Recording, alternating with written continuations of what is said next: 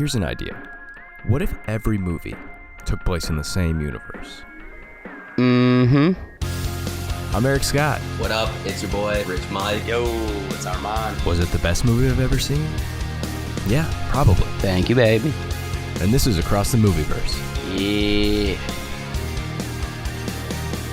Yo, what are we talking about? All right, here we are. Welcome to Across the Movieverse. I don't know if you can hear it, but I have a mustache now. I can hear it. Looks good. Yeah. Can you see it? Damn, Eric, that's pretty good. I know. I shaved the rest. I'm excited. It's crazy that mustaches at one point were like a gay thing, you know? I think it's just like that's like a fallacy. Like people in the '80s were all gay, they all had mustaches. Yeah, they were pretty phallic. those gays. You would think it'd be the opposite. You'd want a clean shaven I don't know. Maybe man eating your butt. maybe the stash, adds a little flavor to it. Maybe. Well, I mean, it's just Are I you guess just in talking all the kissing? movies. I'm just saying it tickles it a little more. You think if two mustaches are kissing each other that it could kind of get like all knotted up together and then they get it's like Velcro and they stick together? Yeah, Man. you get enough gays kissing, it's gonna be like the Rat King thing where all their tails get tied Oh together. yeah. And they turn into like a Megazord and they're all on top of each other Yeah. running around. That's good. Power Rangers fought that Zord in the '90s as well. Yeah. Yeah. They got AIDS monster. Yeah. Dude, when you that was actually a side effect of AIDS is when you punched them, sparks flew off. That's because they were so gay and full of energy. Yeah, it was just glitter. So they had so much excitement in them. Yeah.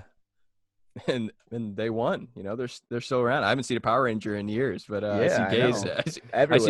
I see a gay every time I look in the mirror. So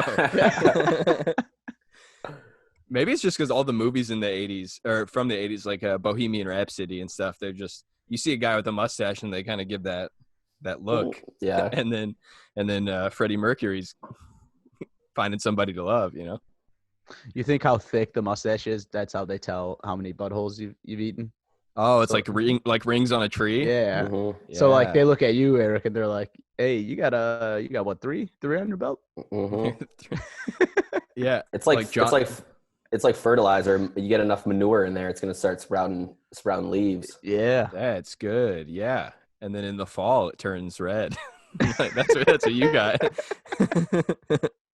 Autumn. Autumn. It's spring here, but I'm currently in gay autumn. Man. So this week we watched Mars Attacks by Armand's recommendation. I don't think Mike and we'd never seen it. Mm-mm.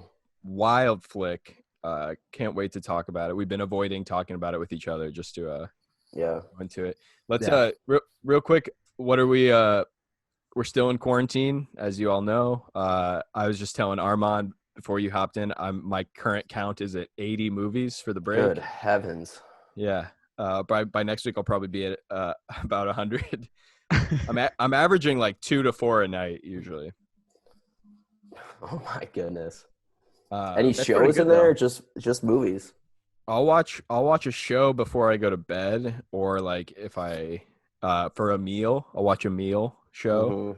like some Seinfeld. I've been going through Seinfeld. What'd you watch this week? What did I watch this week? I watched let me pull up my list real quick. Skyfall. I'm watching all the Bonds or of the Daniel Craig Bonds. Mm-hmm. I watched The True History of the Kelly Gang last night. Broadway Danny Rose, The Shining, Clockwork Orange. I'm on a Kubrick kick. Lady Bird. How was Lady Bird? Oh, Lady Bird's very good. I And need to see that. best thing, hour and a half. Oh, Can't beat it. Yeah, I'll watch Can't beat it. anything that's 90 minutes. I'm in. Yeah. Anything At that's first going to I be was- how about Yeah. anything Anything under 2 hours. Yeah. 2 hours. I'm in. Like I just watched Extraction last night. The new How was that? pretty good. There's some fight scenes that like were all one shot, and I saw some behind the scenes. Like they put the camera operator on like what do you call it? Like the stunt ropes, wire systems, and would have the camera op jumping off of buildings with the camera to film the falling of the stuntman. It's wild. So it's like you can tell that there's cuts and that they fixed in special effects, but it looks all one shot for like 10 minutes. This fight seems wild. It's like 1917, like going through stairs, jumping off of buildings with the people. It's really cool. Oh shit. Yeah, I'm gonna. That's check a it out job you today, should I get. think. That's a job Yeah. you should get, Armand. Is like that Yeah. kind of operator. That would be dope. Yeah, I don't it's think really I don't cool. think I have big enough balls to be jumping out of buildings.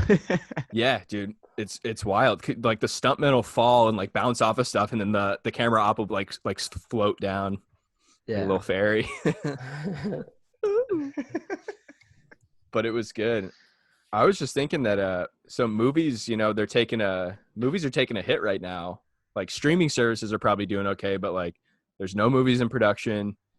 Nothing's being made right now, and nothing will be made for a while probably. So I'm excited for movies to have like start to have sponsors within the films, like podcasts do. Yeah. Like the next James Bond's going to be like brought to you by Blue Chew, and he'll be like sitting next to like one of the girls. He's like, "I'm sorry, this never happens, but when it does, try Blue Chew." Those Bond movies, especially, or the recent ones, have always been getting like there's he's always drinking a Heineken or Coca-Cola. There's some obvious sponsorship, but I'd love to see a Viagra on that nightstand of James Bond. Really fucking ground it for me. Well, that's the best thing about the new Bond, the Daniel Craig Bond, is that he actually like gets hurt and he'll get shot and he'll get his ass kicked in some of these movies that never happened before in Bond. And he's grounded in reality. And then you see him like, he goes, "Oh yeah, money pussy, go down, take a shit or whatever." And he's popping some Cialis. He had too many martinis. Go take a 45-minute shower, babe. Go take a shit or whatever. Yeah, He's British less people are smooth as weird. well. In Skyfall, there's a scene where he meets the one of the women that he decides to bed. And he's supposed to meet her on her boat, and she thinks he's not coming. She thinks that the guys killed him, that he didn't get away. And then she's in the shower all sad. And then all of a sudden he just he comes into frame just already naked and just slides in the shower with her. And like puts her hands on. She's just like like she was waiting for this. I was like, James, you can't be just slinking into showers. I was gonna say, in these ones, he's not making the decision to bed the women. They're both making the decision together to bed each other. Well, this was 2012, so like you can still slink and get naked. Just before you couldn't, you know. I haven't seen Spectre yet, but I'm guessing he's like, "Now, are you sure you want this to happen? I'm gonna need you to." I saw you drink a Heineken. Please sign this. Yeah, speaking to this this body cam I've got on. Speaking to this pin slash voice recorder I've got. But go ahead. No, I was gonna say I watched one of Pierce Brosnan's James Bonds recently as well, or parts of it, and that would not be. Speaking of Pierce Brosnan who's in this movie, that would not be released today. He is a creep. Yeah, and women love it. Being super forward and like aggressive with women used to be, I think, cool, or like they used to like it. I don't know, but nowadays I definitely don't know. I think women are complicated, and they still want you when they like you. They want you to like be really forward, but it's that they don't like everybody. But guys are idiots, so they're always forward, I think. But like when a woman is into you, she wants you to like fucking call her dad a bitch and fucking slap around a bit. You know? Yeah, I was gonna say, where are you going with this? And like really, really get into it. But then when you could beat up my dad. Yeah, seriously, like tell your dad, like, I'm picking up the check, Craig. You fucking homo. And like really talk down to him.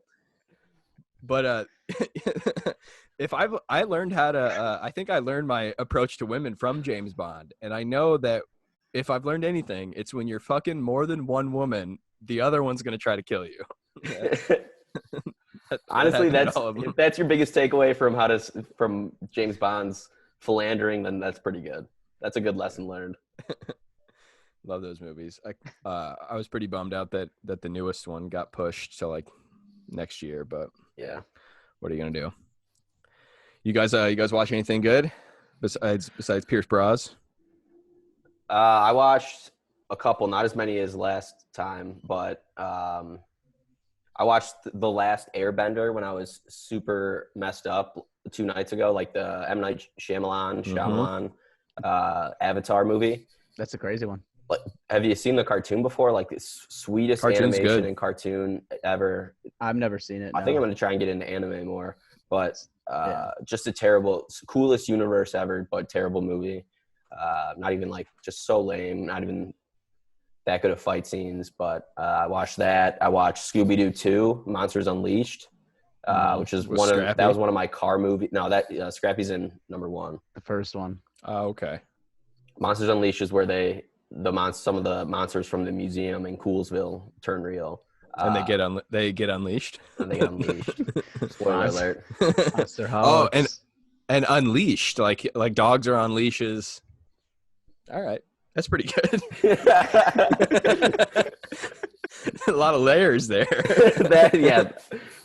I can't imagine they were thinking about that. That movie was in my car when I was growing up, so I saw that. That was like a Shrek movie for me. I saw that a million times. And then I watched Harold and Kumar Go to White Castle earlier this week as well, which I don't know if I'd ever seen the fully, like, I've seen it on TV, which doesn't really count, and I've seen parts of it, but all the way through watched it unrated, and it was pretty good. You saw Malin Ackerman's boobs in it. Mm-hmm. How good was the unrated cuts of movies? That was a thing for a long time. Yeah. Like now with Netflix and stuff, like everything's unrated. I feel like there's or it just doesn't matter. But before you would buy that like Dukes of Hazzard unrated DVD box set from Walmart with Harold and Kumar attached, and you'd know that you're getting to see 3, 4, 5 extra titties. Like it was the unrated movie is just like a couple more fucks and then like 8 more boobs, and that's the only difference. And I paid an extra $30 for that. I feel like sometimes the extra boobs were just a total afterthought. Like they were they were like just like inserted in post. Or like, I don't know, throw the tits in there. Like Tyler Durden would do in Fight Club with the dicks at the movie theater. That was the unrated version of just extra boobs. You think the director was ever just like, no, we need more tits. Where are the tits? I heard that third boob in Total Recall was edited in after the fact. They're like, nice. Let's throw 1 more in there. We don't have a budget for 2 more. Let's just edit one in and post. Man, the director's cut is nuts. They're like, Apocalypse Now. He's just like, we need more tits. Come on. Where are the titties? Come on. The first AD's like pulling its hair out. It's like, oh my God, we ran out of tits 6 weeks ago. We can't, the budget, there's no more room in the budget. Make room in the budget. We don't have enough monies for all these titties. Man. All right. Well, it's a lot of, it's a good time to consume content. I've been watching these old French foreign films, and it's fun because like little kids are smoking cigarettes a lot in these movies. Mm-hmm. That's pretty entertaining. Makes me want. I'm like rolling my own cigarettes, smoking with these children in the movies. That reminds me of a time when the first time I ever went to Mount Greenwood with my roommate Putz. I was 16 years old, and we went to this park, and there was this little kid. I think he was in 6th grade. I want to say. Just fucking had a fat dip in and was smoking cigarettes at the tree. Dip and cigarettes? Dip, cigarettes, and drinking a beer. I was just like, God damn it, this kid's a man already. Just trying to catch a buzz, dude. Yeah. Like, what's going on in this kid's life that he's already dipping, smoking cigarettes, and drinking beer? He's like, We started algebra this week. I just got used to numbers. Now they're putting letters in here. He's throwing a dip in. Why are they putting fucking letters in here? It's math class. Yeah. Alice, I'm going to the park. You can call me Mom. Yeah. Shut up, Alice. Shut up, you bitch. I remember when the carnival used to come to town in my hometown. It was always all these carny kids just smoking cigarettes and like giving you a stuffed animal for popping some balloons. Yeah, they'd like slap some more duct tape on the rides, and then they'd grab your change when it fell out of your pockets on like the tilt-a-whirl. Eat it, yeah.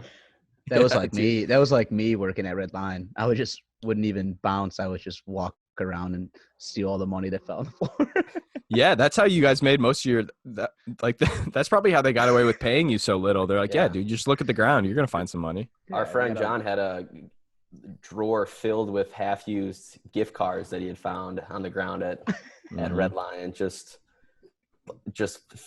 thousands of them, thousands of dollars worth of gift cards, like $2 to Panera, $4 to Wendy's. He used to tell me, I'd be like, hey, how was your night last night? He goes, I did all right. Made $20 in tips, 60 on from the floor. Great. That's the American dream. Just picking it up. That's how you pay for college, baby. That's how Dad did it. You guys want to dive into the movie? Yeah, let's do it. All right, let's try to do a quick summary if we haven't seen it. I mean, I can do a quick one. Yeah, do a quick one. And then basically, regular day on Earth. What is it? It's in the 90s, right? 95, I think it said on the date. I think so, yeah. Mid 90s. All of a sudden, these flying saucers. It starts off with these cows being burned in a field in Kentucky. Someone sees a flying saucer. All of a sudden, Mars. There's a bunch of flying saucers coming from Mars. America doesn't know how to deal with it. They're like, of course, you have the typical army dude who's like, let's fucking nuke them, no questions asked, fuck them. And then you got Pierce, the scientist, being like, hey, I don't know, they're very technologically advanced. They're probably they probably come in peace. So anyways, it turns out that they just want to destroy. They're wreaking havoc all over America. And then at the end of the movie, they find out that it's some classic music that scrambles their brain and kills the aliens. Yeah, the Martians dupe President Jack Nicholson twice, ends up killing the first welcoming party and the second welcoming party. Finally, they get to listen to that first general's warning and nuke them. That doesn't work. And then the birds, or the Martians' biggest weakness is just birds and like yodeling music. And then that's how the heroes save the day. It's Mason Ramsey. That's yeah, exactly. Yodel kid. And right away at the beginning, so the cows are on fire. That's how we were introduced to the Martians. And there's like an Asian farmer and Filipino, I think. Well, yeah, I hope he's nondescript Asian, and then this like redneck guy pulls up. He goes, "What's that barbecue? What is it? Filipino New Year?" And then, like, that's the verse, and the guy's like, "No!" Like, it starts off with some very light and playful racism. Yeah, always good way to start. Up the redneck mixed up the smell of 100 burning cows running towards them with Mr. Lee's cooking. With the Filipino New Year. You think Mr. Lee was the guy who invented Korean barbecue, even though he's Philippine? That would be pretty Filipino. Good. Yeah. Is Korean barbecue the one where you cook it yourself? I don't know. Yeah. I mean, the Korean barbecue I've eaten, I've cooked myself. What a business model. Any place that they're like, we're going to have you cook your own shit. And we're like, yeah, please. Like, I want to feel Korean or whatever. Does this make me Korean? Once went to a Korean barbecue, sang karaoke, smoked cigarettes. It was cool.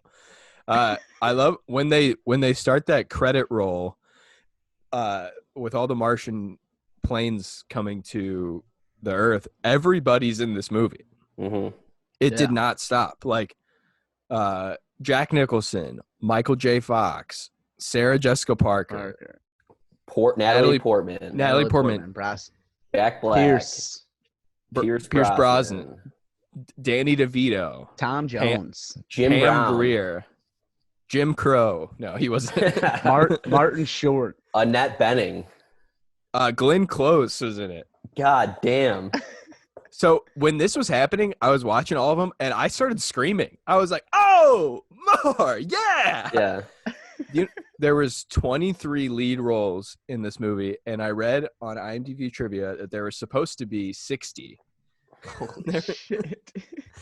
There were supposed to be 60 roles. You know how much But they money ended that up would be? And like the people already had no character development, really. Yeah. Most, like, Danny DeVito had like 4 lines. Yeah. And He was just a high roller gambler and like a loudmouth gambler throughout. Like, he's in 2 scenes. Just like a typical like Danny DeVito cameo of him just like screaming loud. yeah. At the end, when Jim Brown and his crew of survivors are running away, they separate from Danny DeVito, and like, I'm pretty sure there's scenes where Danny DeVito is like running around in the background of the war scenes, kind of. And I'm like, they must have just had him on set for like 3 days, and like, well, we shot your scenes in 1 hour. Let's just have you run around set a little bit. Like, it's some short bald guy in the background that you can't see his face wearing the same outfit, and I'm like, this would never happen nowadays. Yeah, they clearly just had it for the sake of like having star power, which I get. Young Natalie Portman is in it as the president's daughter. Taffy, the president's daughter. What a name! It's a good name. How old do you think she was in this? Old enough. 18. Oh, she was probably. I hope. She was probably like 16. My guess. Oh yeah. Yeah, I would say 6. Yeah, she looked like a 16-year-old. She was like 13 in Leon the Professional. Oh well, she looked like 9 in Leon. Yeah, that's what I'm saying. Okay.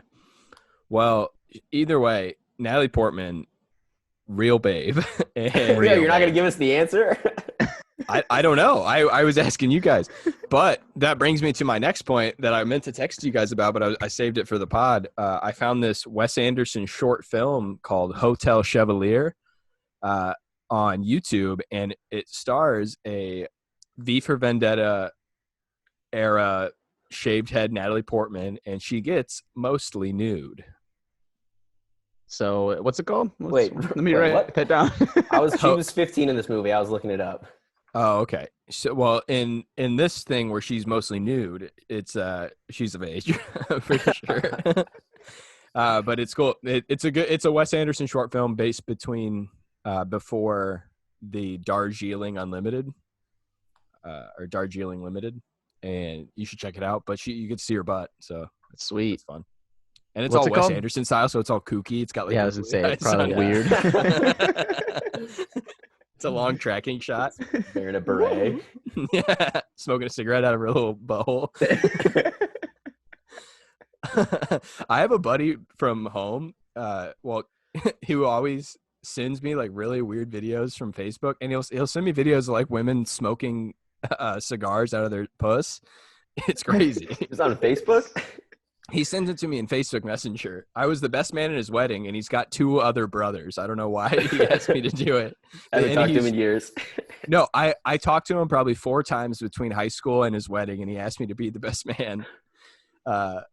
And he's been divorced. His wedding 6 months is all they were married, and he got divorced. But yeah, he sends me these wild videos. I'll start forwarding them to you guys. It's pretty crazy. Yeah, I need to get back on Facebook.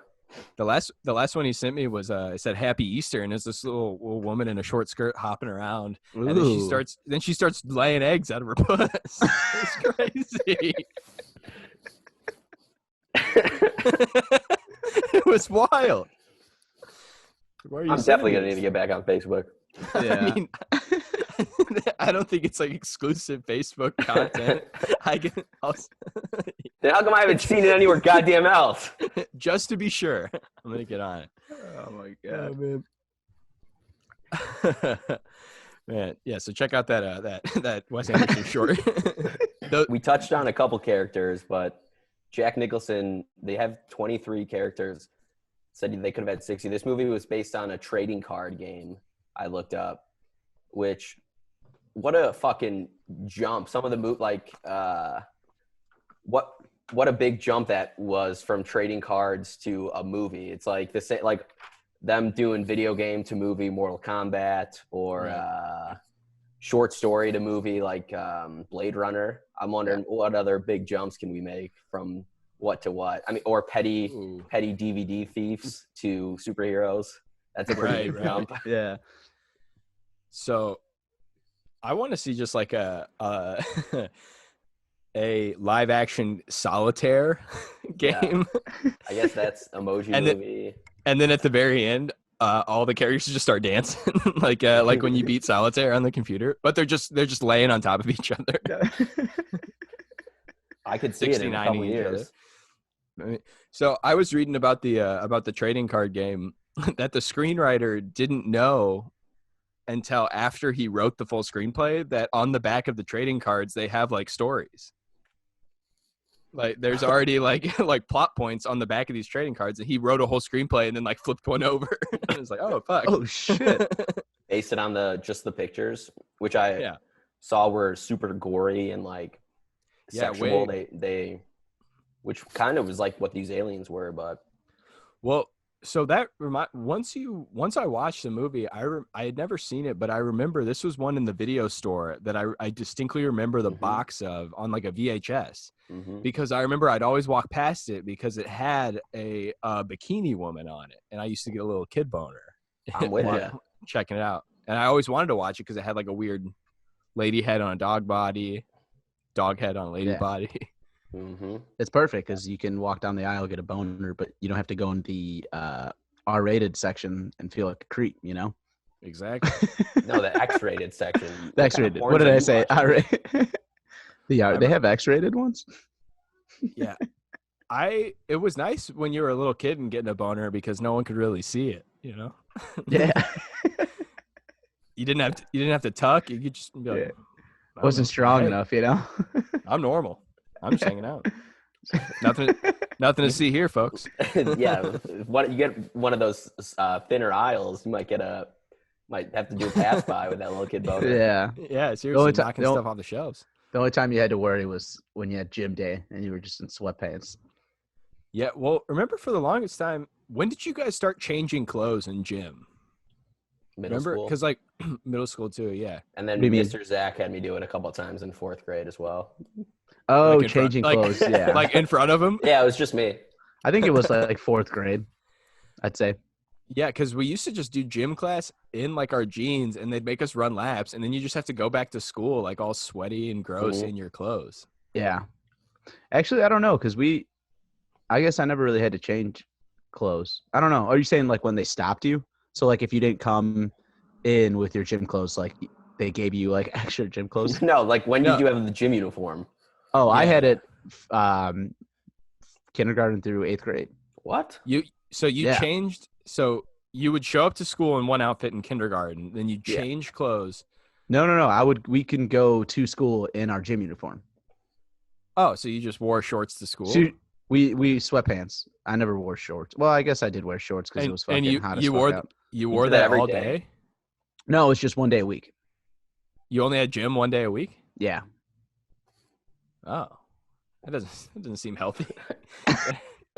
Obama pushing for it. You only That's have true. One goddamn time a day. And the funny thing is, our school didn't have too many sports. Like I think football started when I was like in 6th grade or something like that. So our contact football league started in the 4th grade. Yeah. Well, that was just our school. There was definitely I played football when I was in 3rd or 4th grade, but. Yeah. Have you ever gone back and watched like a little kid football game? It's so funny because their helmets are like bigger than their bodies, and they're just little bobbleheads running around. My dad showed me a video of me like playing, and I'm like, I don't even understand how I can support that helmet. Dude, all I think about is like how bad I would fuck them up if I just give me some pads and a ball and like let them try to tackle me, dude. The little kids. Just like full speed ahead, just run through them like bowling pins. That's when I was a camp counselor, dude. My athletic confidence had never been higher. I was just tearing these little kids up in any sport you could think of. I was dodgeball, pegging them in the dick, fucking murdering these kids. That's got to be the best part about being a gym teacher is that like you're just better than everyone, so they think you're just so good at what you could. It's so easy. Yeah, all the girls think you're so cool. Yeah, I remember I went to a 4-H camp and we were playing dodgeball, and one of the counselors just rocketed a ball and just nailed a kid right in the head. And this kid, he's a little bitch. He goes, "I'm not out. You hit me in the head." And he looks at him, he goes, "If you got shot in the head, would it not count?" And then that's how you settle it. We're like, that's a good point. And then, I don't think he crossed the line at all. I think he made an excellent point. And this kid's a little bitch. Yeah, absolutely. Moving forward. Yeah. Yeah. So Jack Nicholson played 2 parts in the film. Yeah. For no reason. Yeah. Played, well, it said that they were trying for Michael Keaton or somebody else, but I imagine they ran out of money and they're like, "All right, Nicholson, you got to start playing. You got to start doing more of these things." And there's a point where he's this like casino owner, this like eccentric casino owner. Mm-hmm. And he gives his wife, his unhappy wife, clearly unhappy, former alcoholic wife, gives her some chips. And she goes, "Why don't you go play some roulette?" And then he grabs her and he goes, "Stay off black." And it's like, all right. I wrote that down. Definitely didn't want her fucking Jim Brown. No. Yeah. Those are something happened here. Like that they're not. Yeah. That they're not touching on. I mean, he didn't say it explicitly that he was racist, but I weaved through it, and he wasn't talking about playing roulette. He was talking about black man's penis. Yeah. He's like that guy from the Clippers. It's like, hey, don't hang out with those. Don't bring those Africans over to my dinners or whatever. Whatever he said. Yeah. Well, he got fired. He lost his fortune because I think what he said, he goes, "Hey, listen, stop posting pictures online with these gorgeous black men. Like, stop. Just could you not fuck dudes?" Yeah. While you're married to me? You can fuck dudes. Just don't post that you're fucking a bunch of these dudes. Yeah. Michael J. Fox is in this movie as the news network is called GNN. Pretty on the nose there, looking like CNN. And he's dating or married to Sarah Jessica Parker, who's like a TMZ type, like tabloid, dumb news person. And there's a part where he's talking to her on the phone, and she's talking, and he just looks and he goes, "You wearing a bra?" And I like Michael J. Fox can just hear those titties moving around, just shaking. Hocus Pocus titties just moving around. I forgot she's in Hocus Pocus. It's crazy to me. I was thinking that. Well, by the way, this was also Michael J. Fox's last film he was in. Shit. What? He's been in TV, but this film. was the last movie, last actual flick. And I was thinking that it's crazy that Michael J. Fox famously has Parkinson's, and now all of his characters have to have Parkinson's. You never. It probably just helps because it's probably just so bad that he can't sit still. I feel like every time I watch him, I like try to see if he's moving. If he's moving if around. You're watching Back to the Future, if you can see some early signs of Parkinson's. Yeah, dude. Yeah, there's a he's shot, a mover and a shaker. There's a shot in Mars Attacks when they first attack. It's like the first meeting. There's a wide shot of everything, and you can see his hand like moving around, like his arm kind of moving around. Dude, I do that too, but it's in my pocket, and I'm just moving around. It's like, oh no, I must have Parkinson's. I'm definitely not cranking. This Parkinson's diagnosis was just a big Louis C.K.-esque cover-up from Michael J. Fox. Man, that's got to be. I mean, it sucks that he's got Parkinson's, but it's probably good for writers because it's like, okay, we automatically know a very defining characteristic of this character. Like, yeah, that's so hard to figure out these little idiosyncrasies for characters, and they automatically have it. It's like, okay, this dude has Parkinson's. We're done. I think if they had the option of having Michael J. Fox with or without Parkinson's, they would choose without Parkinson's. But yeah, I mean, I'm sure Michael J. Fox would probably pick the same thing. He's like, I'm so glad I have this. It makes writers' jobs so easy. Can't do movies anymore. He gave it to himself just for more work, so he could have the writers would have it easier. There was the Pierce Brosnan is in it, mentioned earlier. He is the top astrophysicist, like Martian expert. If Pierce Brosnan was like a real smart scientist now, I think I'd blow him like in front of my grandma. Like, I don't care. That'd be the best thing ever. I mean, your grandma might join in, you know? Who knows? You mean if like Trump hired like a like a James Bond-esque Dr. Fauci instead, we'd all be listening to him. Absolutely. Yeah, dude, I think we need more hot doctors. Hot doctors, like, people pay attention. I think we need hot presidents, hot politicians. Yeah. Every important role in society should be done by someone that's beautiful or good looking. Otherwise, no one's going to listen. Have you heard of that new show called Too Hot to Handle on Netflix? I've heard about it. Have you heard about it, Armand? Too Hot to Handle, no. I haven't watched it, but the plot of it is that they get these like 10 extremely hot people. Maybe they're like influencers or whatever. And it's like a dating, like Fantasy Island type show. They're at this cool resort and they're having fun. And then all of a sudden, bam, this little robot voice comes on and says, listen, you guys can't bang each other. and if you can't have any sort of sexual contact at all. And if you do, you lose money. Or like they take away the prize. So the way you lose is if you fuck each other. And it's like, that's a game for these people. These people are so hot that it's so hard for them not to get laid. Yeah. That if keep they their hands off each Yeah. other. Yeah. And then there's like in the preview, I was watching it. This dude's like, you know what? I really just want to stay in the competition. And this girl's like, what? Like she's never been told no. You don't want to fuck me?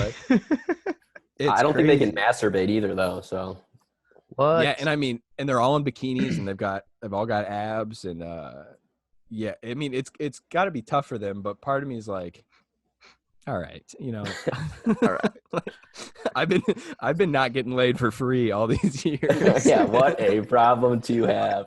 I've been losing money at bars to not get laid. So, I'm paying for it. I'm paying them to not get laid, you know? Yeah, so I do kind of want to watch that, but I'm all pent up right now anyway. It's very tough. I've been wanting to break quarantine to get a little break your quarantine. Yeah, quarantine. What was that? Quarantine. What were you doing? I don't know. I'm smiling. I was gonna try to whistle, but I can't do it. I'm smiling too much. I wish I had a slide whistle. When the aliens first land, this reminded me of a thing. When the aliens first land, they do a big circle with their finger, and the like dumb kid who eventually solves the whole thing, he looks at it and he works at a donut shop and he goes, the international sign of the donut. And Yeah. cracked me up. Yeah, I thought that was good. I wrote that down as well. Universal sign of a donut. I love when characters are so in their own world that like they relate everything back to it. Like a donut, like he works at a donut shop. Yeah, That's all he has. That made me laugh. The aliens in this are so dumb. They're fucking creeps. They're like have this advanced technology to travel from Mars to Earth, and they have like this good plan and these good weapons, and then they just run around like fucking chickens with their heads cut off, getting murdered by anyone. They're like little kids. They're creeps. When they're wreaking havoc, I thought it was funny. Like they redo the Mount Rushmore with faces of aliens, and they cut down the Washington Monument, and then as Boy Scouts are escaping it, they push it over the other way to kill the Boy Scouts. Jack Black dies during the first attack, but his girlfriend is fucking another dude, and Christina during his Applegate. first attack, yeah, Christina Applegate. And then they're fucking in a trailer, and two little Mars creeps, they're their spacesuits heat up and they got little window wipers to clean it up so they can. I mean, their hands are in their pockets right now and they're fucking Parkinsoning around in there. Well, they still like love boobies. They get Sarah Jessica Parker, they cut her head off and sew it to a dog body, and then they put a dog head on the lady body, and she's in a bikini. And I was like, man, these Martians, we might not be so different. You know? So, like a boob every now and then. Here's a question for you guys. Would you rather bang dog head on lady body or lady head on dog body? Is it that size dog? It could be a bigger dog. What kind of dog are we talking here? Little golden retriever, the sexiest of the dogs. All right, yeah. I mean, I think you'd have to go golden retriever head on SJP dude, body. You put a golden retriever head on 1995 Sarah Jessica Parker body, and that's my wife, dude. it just loves you. It licks your face, and you get to pet it behind the ears. Fuck a doggy style. I mean, that's the only way you can do it. It's all doggy style. Here's a question: if dogs are fucking, if dogs are banging each other with the lady on the back, is that still technically doggy style? They don't fuck like that. I mean, you ever seen Dogs Missionary? No. Yeah, I mean, after they've been missionary. Well, after they've been together for a while, maybe they'll try to spice it up. Dude. Do they call it human style? You think the girl ever pretends to be a cat and gets chased around? Oh, yeah. Dude. I don't think one's the mailman. They're biting each other. I don't think the anatomy of a bitch allows for fucking from the front. Anatomy of a Bitch is my rap album. Coming out of. I don't know, dude. I mean, I'm not sure. Like, I don't even know how dog penises work because they're just they seem all just weird and slimy, like when that little red rock comes out. But hey, seems to get the job done. But they've got to I think if a dog couple has been together for a long time, they're gonna change it up. They're gonna try some. They're gonna spice it up. They gotta keep the marriage going for the kids, you know. Yeah. So they. I wish I knew you were gonna bring this up. I would have brought my drawing notebook that I. My friend Blake in Chicago, he does a bit about how it's crazy that we call it doggy style, even though every animal does it in that way. Like, for the most part, most animals fuck like that. Like, why don't we call it like horsey style or raccoon style? You know, pretty funny. So the character development in this is pretty bananas. They don't really take the time. Like, at the very end, they pulled together Danny DeVito, who they only showed at the beginning. What's his Byron Williams, Jim Brown. Byron. Yeah, Jim Brown. He's a casino worker. Yeah, Xboxer. Xbox video game player. I feel like they do a pretty good job of getting a sense of who these characters are with the amount of time they did. With the amount of time, yeah. Yeah. Well, so Jim Brown, Byron Williams, the boxer in a Roman or like Egyptian costume, he decides to sacrifice himself so Tom Jones can fly a plane away with the rest of the survivors. And then what we think gets killed, and his wife, Pam Grier, all the way back in Washington, D.C., looks up and he goes, something happened to Byron. Like, there's no way, it was never explained that she had like some sort of telepathic powers. She can just feel it. When you know, maybe, dude, you know, yeah, I don't know. Maybe Byron's got some weird thing going on with his hog, and you know, is that what they mean by black girl magic? Have you heard about that? I haven't. No, that's a thing. If you get on Black Twitter, it's a different website. It's Twitter. Nope. You can't do the hard R. But black girl magic is a thing. I'm not quite sure what it is. Every time I Google it, it just says, "Get the hell out of here, honk." They know. But Pam Grier, the wife of Byron, the mother of the kids, She is so hot. Yeah. It's driving me such crazy, a beautiful woman. It's insane. Beautiful woman. She's so mean. Oh She's my driving God. that bus, So dude. tough.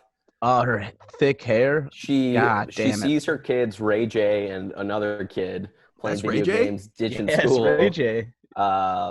With the very same Ray I guess J. you usually only get Yes. a POV view of Ray J in most of the movies I've seen of him. Yeah, From the girl's from the if they guy's would've from shown his him- perspective. If they would have shown him from the neck down, I would have noticed who he was, but didn't know his face. Beautiful jive talking Pam Grier stops a city bus, says, Oh. get your bitch ass in here. Invites the kids in. The little one's like, are you gonna hurt me? She's like, no, honey, I'm not gonna hurt you. Just Mhm. grabs him, hurts him, tosses him in the bus, and then the whole bus applauds, this Cheering, loving it. strong, powerful mother. And man, that would not fly nowadays. I'll tell you that. If a woman stopped a bus to grab her 2 kids, I'd say, come on, man. Yeah, I gotta be at work, Yeah, places to motherfucker. be. Well, at iFly, the little white kids are always running around all over the place. Their parents are just not caring. They're a nightmare. And one time I watched this black mom, just I loved her, and I was watching her scold her. She was inside the wind tunnel, and she was scolding her kid, who was outside of the wind tunnel, and he looked at her, fear of God, and like sat back down. And this was all done non-verbally, just like opened her eyes real wide and like pointed one of her long fingernails at him. Now that's black girl magic. Yeah. And that's how I met your mother. Have you seen Jackie Brown? Mm-mm. I haven't yet. No. I don't know if we talked about it before, but it's Quentin Tarantino, and Pam Grier is the main star. Yeah. And Titular. she's so good. She's badass. She's smoking cigarettes all the time. She wears this red dress at one point and Mhm. looks Ooh. Pam Grier, she might be like my number one. She's like that. I don't know if I've ever been attracted to somebody like I was attracted to her when she popped on the screen. Yeah. It was Just beautiful good stuff. skin, Yeah. caramel. Yeah. Just everything. unbelievable. Mm-mm-mm. Man. Mm-mm. The final scene. So yeah, like we said, they figured out that classical music kills the aliens, and they're giving the Medal of Honor to the grandmother who introduced the classical music to her grandson, who's like Crazy this, old grandma. who's dopey. And for some reason, there's a mariachi band playing at the Medal of Honor ceremony, and the grandma. I'm wondering. The president and first lady died, and all of a sudden Portman just inherits the title of president. She now is the leader of the United States, able to give out the Medal of Honor to this donut loving weirdo. Well, Congress is gone. Alzheimer's grandma. Yeah. Well, and the grandma is holding her ears and making like the most disgusted face at the mariachi band, because I don't think she likes Mexicans. I don't think she likes the food. She doesn't like Mexicans. Yeah, and they live in New Mexico or Arizona. You'd think she would have gotten used to it by now, but Yeah, New Mexico. She must have been burned. Yeah, she. Once they figure out the music and the birds, they give dopey Lucas Haas that Medal of Honor. One more thing. When Pam Grier pulls over the bus to get Ray J and the brother, they're playing video games at an arcade. Throughout the whole movie, they're playing video games either at home or at the arcade, and like shooting game. Yeah, just so clearly this is going to come back. Their weapons are so similar and then the Ray J and the little brother end up saving the president or for a little bit because they're able to fuck these aliens up with the alien guns. Just what else? I'm thinking if the kids started, if you see them doing laundry at the start of the movie, how do you think they end? Or do you think they make movies like they just think of a Chekhov's video game or Chekhov's gun situation, and then they just work backwards from there? I think sometimes it's both, because I was thinking about this last night when I was watching Extraction, because there's like movies are cyclical. Everything comes back to play a role and like mean something. So I was thinking like, what if the first thing I said to somebody came back at the end of our it would be the worst, because it's not a movie. I would say something ridiculous. But yeah, well, it's all in the reflexes. I'd be like, "Fuck you, Eric." Yeah.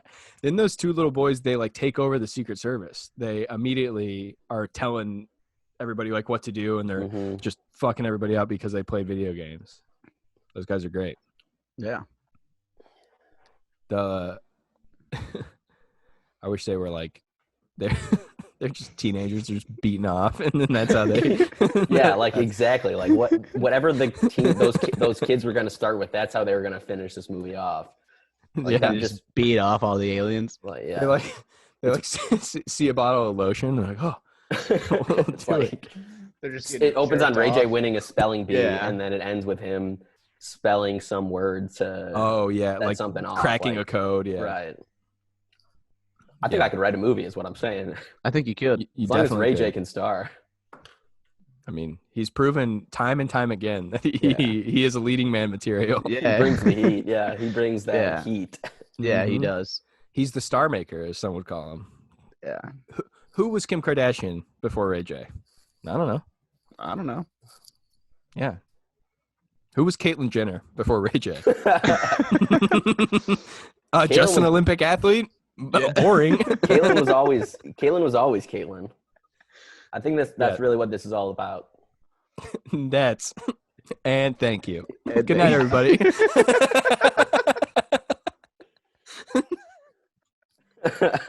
Great sign off. And that's our show, everyone. One more character I just want to talk about is Martin Short, who is the president's like press secretary, and like he's a good guy throughout, but they tease. We got Chekhov's prostitute as well. He this random one cutscene of him picking up hookers in a limo, and then the aliens disguised as just a beautiful woman, but she's got a big giant hair. And Martin Short takes her to what he calls the Kennedy room, which is Kennedy room. And the way he does it is like flips back a statue of JFK's head, very similar to how he got assassinated, and then presses the button. And I'm like, what a disrespect to go flip JFK's head back, a la assassination attempt, and then just go fuck in this creepy hidden room. Well, he ends up getting murdered by the alien lady, but and because JFK was a known philanderer as well. And that'd be funny if they had to like, he's like, you want to go in the JFK room, and then he has to like shoot the statue in the head to get the button. It's honestly pretty much like that. Just like, it's such a disrespect to Martin Short is disrespecting John F. Kennedy, but I guess he's also paying him respect by fucking a whore. Yeah, he's disrespecting that alien hooker too, because she is not into it, and he's just nibbling on her ear and saying like, I need you, and then she bites off his finger because he's trying to get the gum out of her mouth. Yeah. Get that gum out of your mouth, man. Any theories? I got one theory that's like not necessarily a shared universe theory, but it's about like the content of the film. I think that this was a comment on American imperialism and how we stole the land from the Native Americans. Because if you notice, they're repeatedly, the Americans and humans in general repeatedly trust the aliens as they lie to them and say like, hey, it'll be fine. You know, like we're here in peace. And then they just fuck them up completely. And then they do it again and again. And it drove what's-her-face, Jack Nicholson's wife, to start drinking again. All the Indians are alcoholics because we gave them the fire water. They show up in a place that they're not wanted, where they shouldn't even be in the first place. And then one of their people get killed, and all of a sudden they just flood and start like attacking, which is just like how most American wars are. It's like we fuck everybody up all the time, and then like a few of us get killed, and we're like, oh, now it's a war. And then I called this early on too, before it even happened. I'm like, I bet something with Mount Rushmore is going to happen if this whole Native American thing's true, because Mount Rushmore was built on land that was given to and then taken back and maybe given to again Native Americans, like so that these people that took everything away from them, they'd be like staring at them all the time. Damn, Mount Rushmore's a fuck you to Native Americans. I don't know if it's a deliberate fuck you, but it's like it is a fuck you for sure. Yeah. It's like they said Yeah, that they were I'm going to sure get this some land. Native Americans see it and are like, these fucking pieces of shit. 100%. And then at the very end, the president then got stabbed in the back. Just to comment on like, probably taking out some chief, So commander in chief. I want to just touch on that real quick. The way they do it is Jack Nicholson gives a very great speech.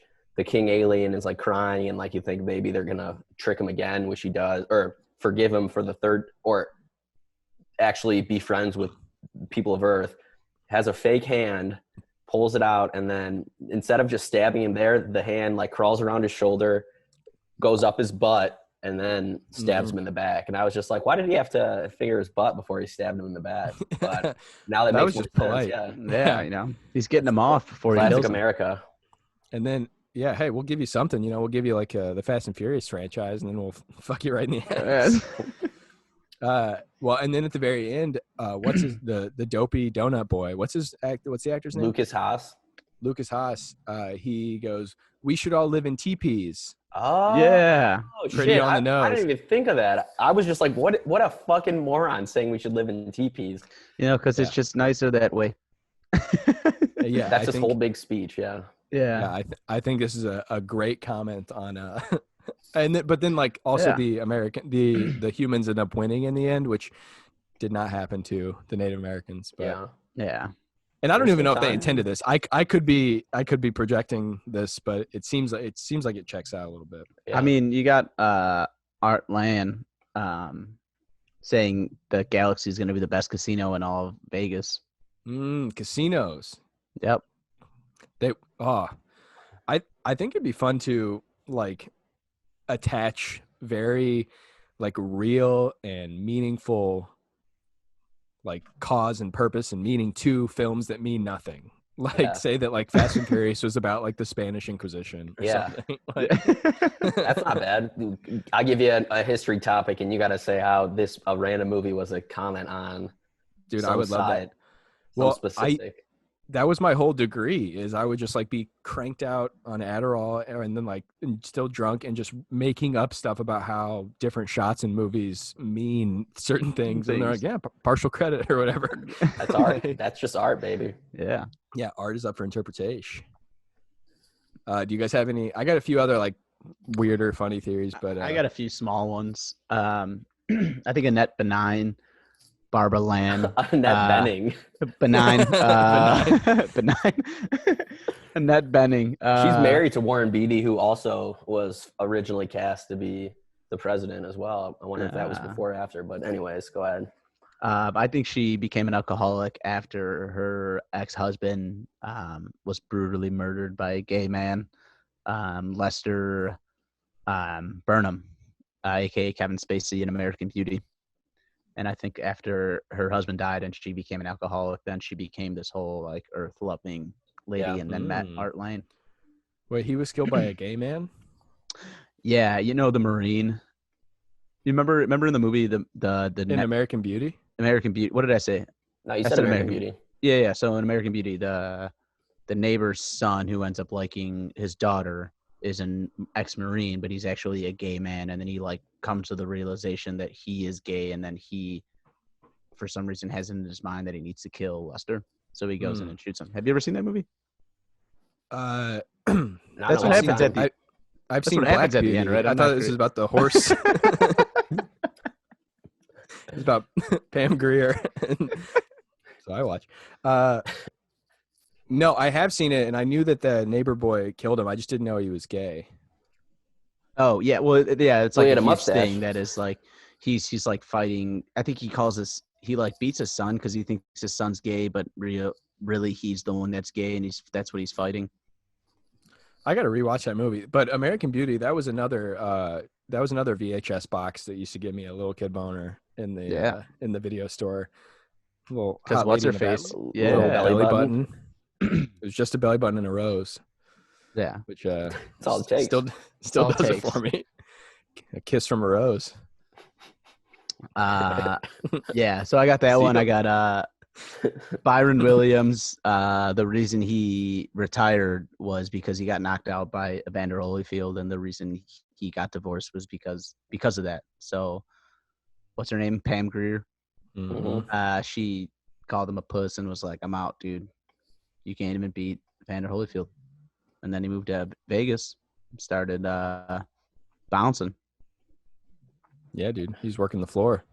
Jack Nicholson played 2 roles in this so unnecessarily, but as I was watching it, I don't really think I know what a good or bad actor is, or maybe I know what a bad one is, but not a good one. And Jack Nicholson just plays the same old fucking creep in every movie he's in. He plays 2 different characters in this movie, and they're so similar.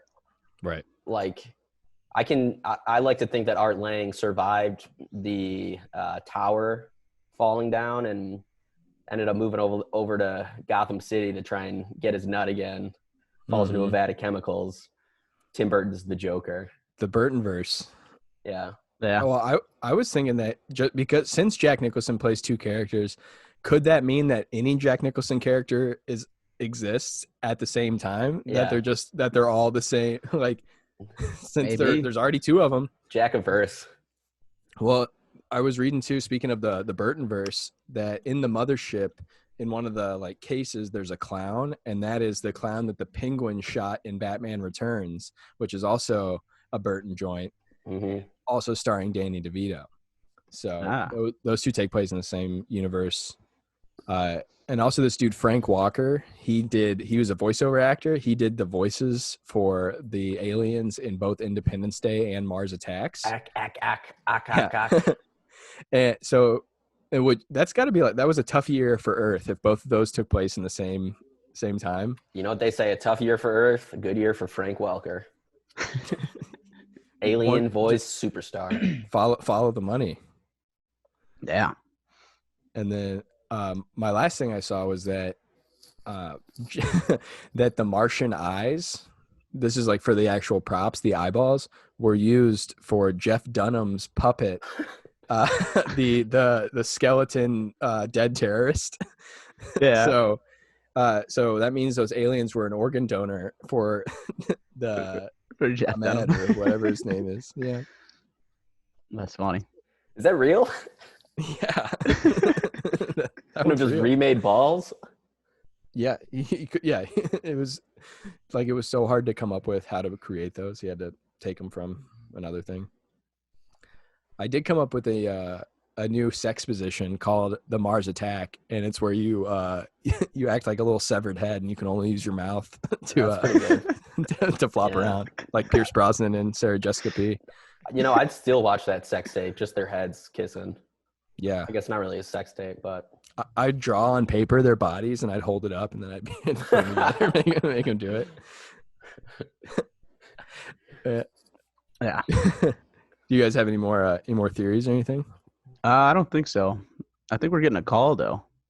Oh, is that? I think I hear something. Bling, bling. Bling, bling. hello? Hello. Hey, hello. what's This going is Art Lang here, eccentric billionaire. I was tuning in, and I just wanted to correct you that I did not die when I fell off that tower. You made it. That building got cut in fucking half. Yeah, how's Good it to hear going, from buddy? you. Hey, I'm a good man, and I landed, and I'm healthy. I'm good. Y'all want to hear the story? It's pretty crazy. We'd love to. Yeah. Yes. So as I'm toppling over on this giant globe that rolled over me, I landed and I broke my hip and my spine, so I couldn't move. So I had to kind of crawl through the sewers, and I thought I was high because I was just breathing in all these fumes, all the shit. And some rat came over with a cane and started talking to me, and then all of a sudden these 4 turtles came, picked me up, took me to the lair, and I survived off of anchovy pizza and getting high. And did they cure you, or you They still did, yeah. paraplegic? I learned their martial art ways, and I healed, but I had to go back to being a billionaire and diving into casinos. What are you doing now? Yeah, I was gonna say. So actually, I'm sorry. You were brought back to health by the Teenage Mutant Ninja Turtles, and Their master, Splinter. Is that what their names were? Well, I know how old one of were them they? was. They were about teenagers. Yeah, And what animals were they? You said. they were turtles. And did they know martial arts? They did. Yes, one had a staff. I think it was. One of them had they're a sword. ninjas. Yeah. Oh man. So I'm a ninja too. Holy shit. You're just an old ninja. Yeah. No mutant, no teenage, no turtle. Just a casino owner who is a ninja. But anyways, boys, I was saying is I wanted to sponsor you because Galaxy Casino is #1 in Vegas. You guys are back? Yeah. You haven't been? We got. I haven't. We got slots.